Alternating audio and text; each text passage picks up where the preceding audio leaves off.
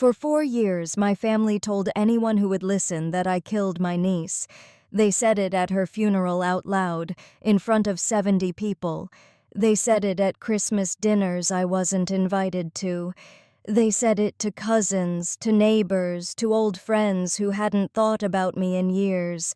They built a whole story out of my silence, and I let them, because I knew something they didn't. I knew what was sitting in a locked drawer in the corner of my bedroom. I knew what it was worth. The right moment was Easter Sunday. 23 people around a table, white linen, good china, glazed ham. My mother's hand froze mid-pour the second she saw me walk through the door, not because of me, because of the folder I was carrying. Matte black, silver clasp, clean edges. My name is Sophia Reed. I'm 34 years old, and for as long as I can remember, there was only ever one version of the truth in my family, the version my mother decided. There was my older sister, Dana, loud, dramatic, always the center of the room, the one my parents called first, the one whose side they always chose, even when she was wrong, especially when she was wrong. And then there was me, the quiet one, the one who kept her head down and asked for nothing, the one who, no matter how carefully she moved, was always the one left standing alone when things fell apart. My mother had a particular gift. She could sit across from you at a dinner table and make you feel like a stranger in your own childhood home, without raising her voice. Just a look. Just the withdrawal of warmth, slow and deliberate. And like someone turning down a light. She never chose me.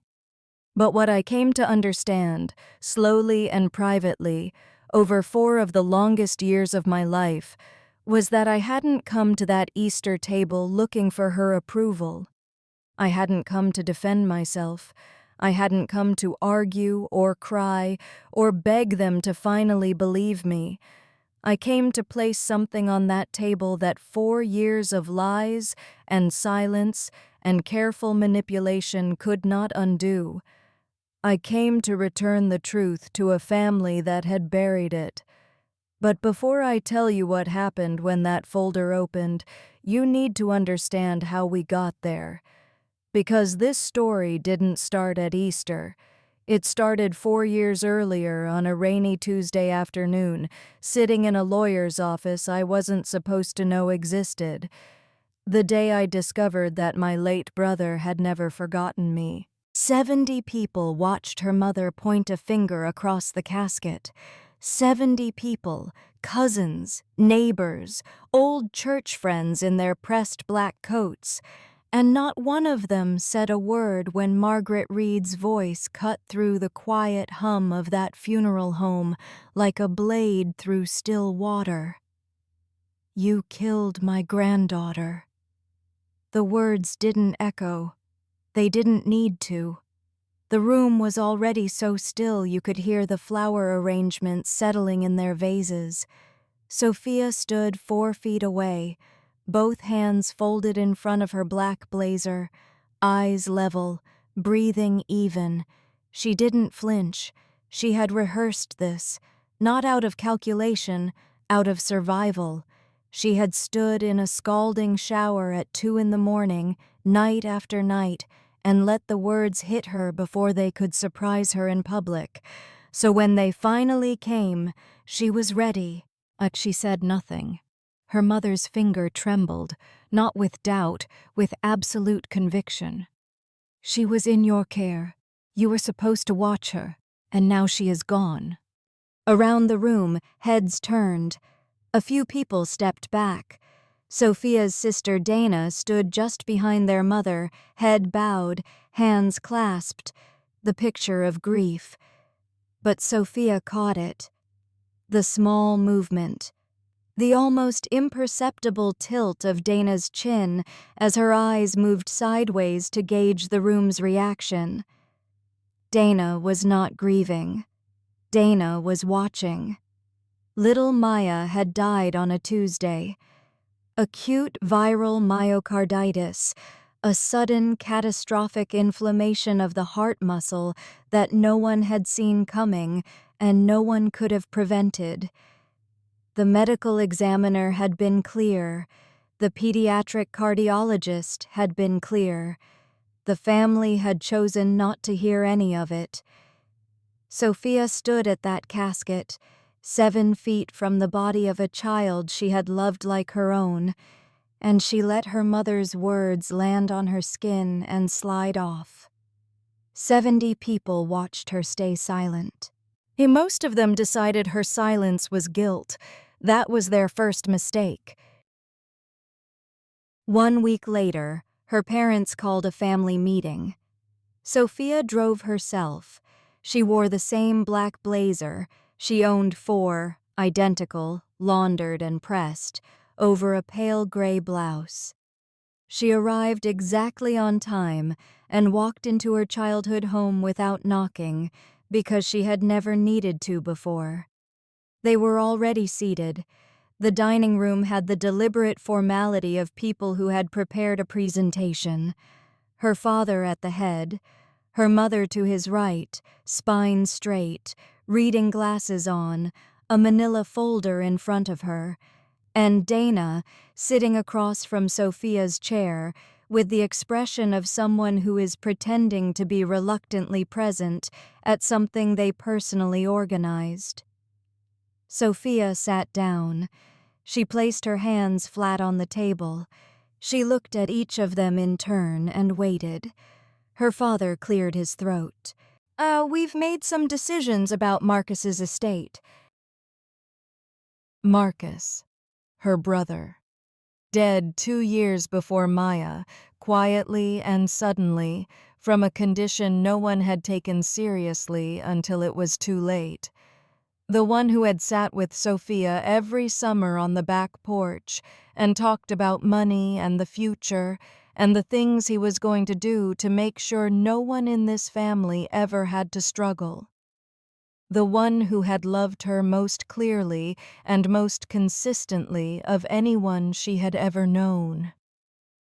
"Given everything that's happened," her father continued, "and given our concerns about your judgment, we've decided to transfer primary control of the family assets to your mother and Dana."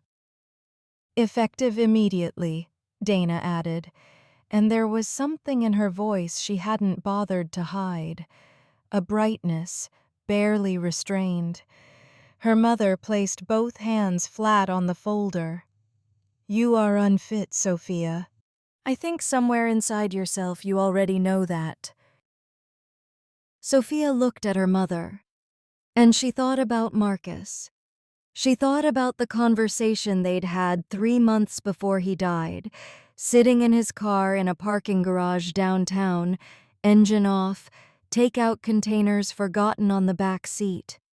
He had been deliberate, precise. He had made her repeat it back to him twice. "If something happens to me, Soph, I know that sounds dramatic, but just listen. If something happens, there's a trust. It's already set up. You're the only trustee, not Mom, not Dana, you. The account number, the attorney's name. Write it down. Keep it somewhere no one else will ever find it." She had written it down. She sat now at her parents' table and let them tell her she'd been stripped of something she had never actually held. She kept her posture perfect, her eyes calm. "Is there anything you'd like to say?" her mother asked. It was not an invitation. It was a dare. Sophia looked at her for a long moment. Then she said quietly, "No." She stood. She pushed her chair back with precise care so it didn't scrape the floor. She picked up her bag, and she walked out of her childhood home without looking back. Her mother called after her. She didn't stop. For 4 years, Sophia Reed lived in a silence so thick it felt like a physical weight. She moved to a small apartment 2 towns away. She took a job as a junior analyst for a firm that valued her ability to sit in a room for 10 hours and never speak unless spoken to. She disappeared from the family group chats. She stopped defending herself to cousins who called just to check in. She stopped explaining the medical examiner's report to people who had already decided they didn't want to believe it. She realized, with a clarity that was almost cold, that her family didn't want the truth. They wanted a story that made their own failures feel like someone else's fault, so she let them have it. Every night, after her shift ended, Sophia sat at a small desk in the corner of her bedroom. She opened the drawer. She took out the information Marcus had given her. She didn't just watch the money. She studied it. She learned the language of offshore accounts, the rhythm of market fluctuations, and the specific paper-thin trail of digital signatures Marcus had left behind. She realized Marcus hadn't just left her a trust. He had left her a map that led directly to the center of their father's struggling business and her sister Dana's secret debts. While they were busy telling stories about her guilt at brunch, Sophia was watching the numbers grow, from 4 million to 5 to 6.3. The invitation to Easter brunch didn't come from her mother. It came from her father, via a formal email that was copied to the family attorney. It was a request for her to sign away her residual interests in the family estate. They thought she was tired. They thought 4 years of being the family villain had finally broken her spirit. They thought she would sign anything just to be allowed back into the room. Sophia read the email twice. She looked at the date, Easter Sunday. She looked at the location, her mother's dining room. And then, for the first time in 1,460 days, Sophia Reed smiled. She typed a one-word reply, accepted. I arrived at 11:43. The house looked the same as it always had in spring, with deep red tulips arranged with controlled precision along the front path. Through the screen door, the smell of glazed ham and coffee drifted out. I walked up that path with the folder at my side and my blazer buttoned. Inside, the dining room had been extended with the fold-out table, draped in white linen and set with the pale blue china. My mother appeared carrying a serving dish, authority wearing a soft costume of ivory silk and pearls. The table was a performance. Someone talked about a renovation. Someone else mentioned a new job. My Aunt Renee described a trip to Portugal, and my sister Dana talked with visible pleasure about her new promotion. I watched the room orient toward her, the small performances of congratulation, while I felt nothing but a clear awareness of the room's geometry. My mother stopped mid-sentence, a forkful of ham halfway to her mouth. Marcus Jr. went pale. I didn't wait for an invitation. I just reached into my bag and pulled out the matte black folder. The silver clasp caught the April light, flashing once, like a warning. I slid it right next to my brother's wine glass. "What is this, Sophia?" my mother asked, her voice trembling. "This isn't the time." I looked her right in the eye. For the first time in 4 years, I let the silence break. "It's exactly the time," I said. "Inside that folder isn't just the truth about what happened that night. It's the $6.3 million Marcus has been spending from the trust fund while you were all busy blaming me for a tragedy he caused." The room went so silent I could hear the hum of the refrigerator in the kitchen. Donna reached for the folder, but I placed my hand on it. Not a slam, just a firm, quiet placement. "Don't," I said. My father leaned forward, his face a mask of confusion and sudden, sharp fear. 6 million? Marcus didn't have 6 million. I opened the clasp. The sound was a small, metallic snick that felt like a gunshot. I began to deal the papers out across the white linen, covering the plates of ham and the crystal glasses. He didn't have it, I agreed. But the trust he left me did. And for 4 years, I've watched you and Dana siphon from the family accounts to cover your losses, all while telling the world I was the one who destroyed this family. Today, the bank called the notes. And today, I am the only one who can pay them. The silence that followed was different from the one I had lived in for 4 years. This was the silence of a house collapsing. My mother looked at the bank documents, her hand trembling as she touched the signature Marcus had left behind. Dana didn't even try to argue. She just sat there, staring at the numbers that proved she had been stealing from her own mother to pay for a life she couldn't afford. I didn't wait for them to apologize. I didn't need their words. I had the truth, and I had the resources to walk away from them forever. I stood up, gathered my keys, and left the matte black folder on the white linen right next to the glazed ham. I walked out into the April sunlight, and for the first time in 1,460 days, the weight was gone.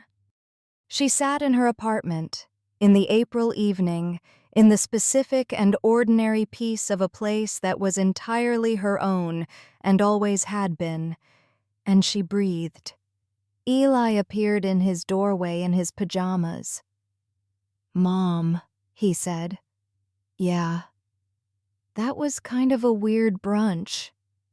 She looked at him for a moment. "Yeah," she said. "It was. Can we get ice cream?" She thought about Gerald Adler, who she would call on Monday, about the 11 people on that call, about the documents in the folder, about the long, careful, patient arc of 4 years that had ended today. She thought about truth and its timing. "Absolutely," she said. She picked up her keys. They went and got ice cream. And that's Sophia's story. I want to know, which moment hit you the hardest? Was it standing at that casket, absorbing words no one should ever have to hear? Or was it the moment she dropped those $6.3 million receipts on the Easter table? Drop a comment right now and tell me. And if you're watching from outside my usual audience, Lagos, London, Dubai, Toronto, Johannesburg, wherever you are, I want to know. Leave your city in the comments. I read every single one, and I want to find you personally and say hello. Hit subscribe, because the next story, it starts somewhere you'd never expect.